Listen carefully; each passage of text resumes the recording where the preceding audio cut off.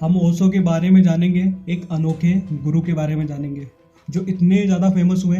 इनकी टीचिंग्स इतनी ज़्यादा फैली, अमेरिका तक की हालत ख़राब हो गई थी। रोनाल्ड रीगन तक ने इनके सामने घुटने टेक दिए थे। उनको लग रहा था कि अगर ओशो और ज़्यादा आगे बढ़ेंगे तो मेरी सत्ता चली जाएगी। बहुत ज़्यादा कंट्रोवर्शियल, बहुत ही ज़्यादा पॉपुलर। इनकी किताबें आज भी सबसे ज़्यादा बिकती है। इनको बुक मैन भी बोला जाता है। ओशो ने 1 लाख से ज़्यादा किताबें पढ़ी है। ये डेली 3-4 किताबें पढ़ते थे। इनकी पूरी लाइब्रेरी थी। इनके पिताजी कहते थे कि एक समय घर में लाइब्रेरी हुआ करती थी, अब लाइब्रेरी में घर है। तो हम ओशो रजनीश की बायोग्राफी रिव्यू करेंगे। ओशो रजनीश, जिनका जन्म 11 दिसंबर 1931 में हुआ था एज चंद्र मोहन जैन।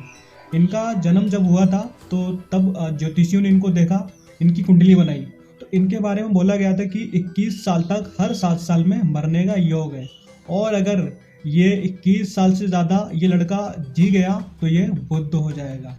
तो ओशो जब 14 साल के थे तो एक मंदिर में उन्होंने कुछ दिनों तक वेट किया कि कब मुझे मौत आएगी, लेकिन कुछ भी नहीं हुआ। ओशो तो बचपन से ही एक्स्ट्रा ऑर्डिनरी थे, बहुत ज़्यादा पढ़ते थे। इतना ज़्यादा इनका जो एनालिटिकल स्किल थी, जो रीजनिंग स्किल थी, इतनी ज़बरदस्त थी कि बड़े बड़े लोगों को चित कर देते थे। इनके सामने कोई ठहरता ही नहीं था। बचपन से ही इनको सिद्धियाँ प्राप्त होनी शुरू हो गई थी। एक पेड़ था पीपल का, अक्सर ये वहाँ पर जाया करते थे और बाद में उसी पीपल के पेड़ के नीचे एक ऐसा कनेक्शन हो गया कि इनको समाधि प्राप्त हो गई। इनको अमीरों का गुरु बोला जाता था। ये बोलते थे कि देखो, अमीरों का गुरु होना कोई बड़ी बात नहीं है, और अमीर परिवार से ही अवतार जन्म लेते हैं। जितने बड़े बड़े अवतार, चाहे भगवान बुद्ध हो, चाहे भगवान राम हो, ये सब राजा महाराजा के खानदान से आते हैं। तो ये बोलते थे ओशो कि गरीबों के गुरु तो बहुत है, अगर मैं अमीरों का गुरु हूँ तो कोई दिक्कत नहीं है। 100 से ज़्यादा रोल्स रॉयस थी इनके पास। ये बोलते थे कि 365 रोल्स रॉयस का वैसे तो इनका सपना था कि इनके पास 365 रोल्स रॉयस हो। ओशो का एक मानना था, वो एक चीज़ माननी थी कि वो न्यू सन्यासी में बिलीव करते थे। एक ऐसा सन्यासी जो नया हो। हम सन्यास को जब देखते हैं तो हमको लगता है कि घर बार त्याग दो, हर चीज़ को त्याग दो और चले जाओ हिमालय पे। अक्सर हम लोग मजाक मजाक में भी बोलते हैं ना, हिमालय जा रहे हो क्या, लगता है हिमालय पे चला जाओ।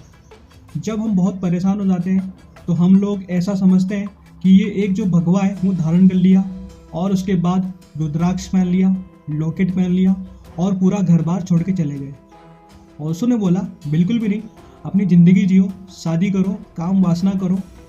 इनको डायनेमिक मेडिटेशन गुरु भी बोला जाता है। बचपन से ही महानता की राह पे चले गए थे ओशो, लेकिन अभी तो कंट्रोवर्सी होनी है। लेकिन प्रॉब्लम ये थी कि इनके जो व्यूज़ होते थे डायरेक्ट हिट करते थे ट्रेडिशंस पे। ये बताते थे कि जो पुराना ट्रेडिशन है सब ढकोसला है। इन्होंने तो शादी तक को ढकोसला बोला है। ओशो अपनी किताब में लिखते हैं, मतलब लिखते तो नहीं है, ओशो ने ये कहा है उनके प्रवचन में।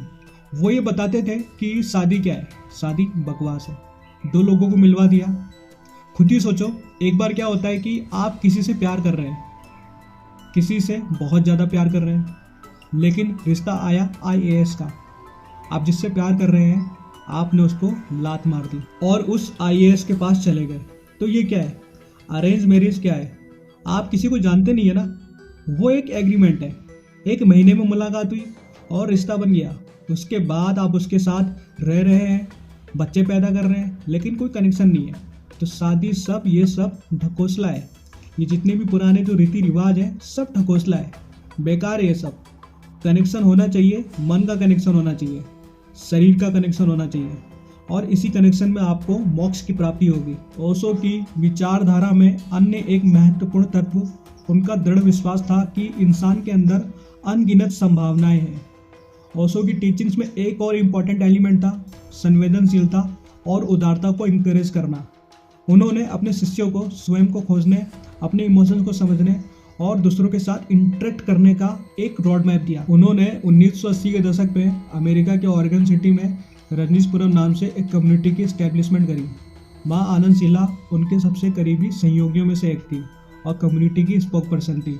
हालांकि वहाँ के लोकल रेजिडेंट्स के साथ कॉन्फ्लिक्ट्स और कानूनी मुद्दों के कारण कम्युनिटी का कोलैप्स हुआ। बाद में माँ आनंद शीला को ओशो के साथ बिताए समय में जुड़े विभिन्न अपराधों के लिए दोषी ठहराया गया, जिनमें अटेम्प्ट टू मर्डर और इमिग्रेशन फ्रॉड भी लगा उन पर।